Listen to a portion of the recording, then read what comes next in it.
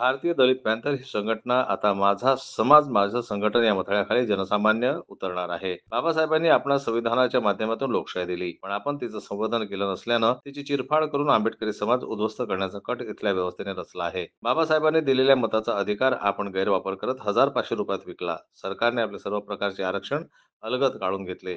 शिक्षणाचं खाजगीकरण केलं. सुशिक्षितांना तरुणांना रोजगार नाही. महामंडळाचे कर्ज बंद करून समाजाला कायम दारिद्र्यात ठेवण्यात आलं. भरमसाठ महागाई वाढवून गोरगरीब जनतेला जगणं मुश्किल केलं.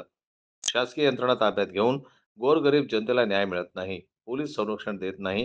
त्याची दाद फिर्याद कोणीही घेत नाही. त्याची कुण्याही नेत्यालाही काहीच देणे-घेणे नाही. त्यामुळे आता परत एकदा भारतीय दलित पॅंथर नव्या जोमाने प्रशिक्षित कार्यकर्त्यांसह मैदानात उतरणार आहे. असे प्रतिपादन माननीय ॲडव्होकेट रमेशभाई खंडागळे, प्रदेश अध्यक्ष, माननीय संजय भाऊ कांबळे, प्रदेश कार्याध्यक्ष यांनी केलं.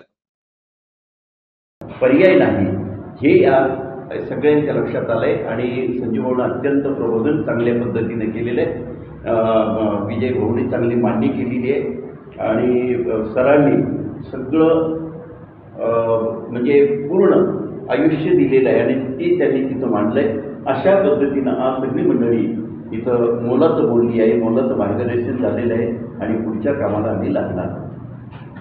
तो मिळणारा स्रोत आहे, तो स्रोत आम्हाला कळू दिला नाही, म्हणून आम्हाला त्यांनी सगळ्यांनी दूर ठेवलं. पण आम्ही भारतीय दलितांच्या वतीनं ठरवलं की आता आमचा कार्यकर्ता हा केडर नाही, आम्ही प्रशिक्षित झाला पाहिजे. याच्यासाठी आज आम्ही बैठक केली आणि त्या दिशेने आमची वाटचाल ठरलेली आहे. महाराष्ट्रभर आम्ही आता कार्यकर्ता प्रशिक्षण शिबिर राबवण्याचा संकल्प या ठिकाणी घेतलेला आहे. पण ते किमान कौशल्याचा असेल, राजकीय स्रोताचा असेल, की समाजकारणाचा असेल, की धार्मिकरणाचा असेल, प्रत्येक विभागामध्ये आमचा कार्यकर्ता आम्ही प्रशिक्षित बनवण्याचा संकल्प केला आहे.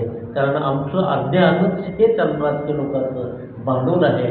सगळ्या लोकांनी आम्हाला या निवडणुकीच्या प्रक्रियेतून दूर ठेवल्यामुळं आता आम्ही प्रशिक्षित बनूनच पुढे येणार आहोत आणि भविष्यामध्ये इथल्या राजकर्त्यांना आमच्याशिवाय पर्याय राहणार नाही असं त्यांना मजबूर करणार आहोत. हा संकल्प आम्ही घेतलेला आहे.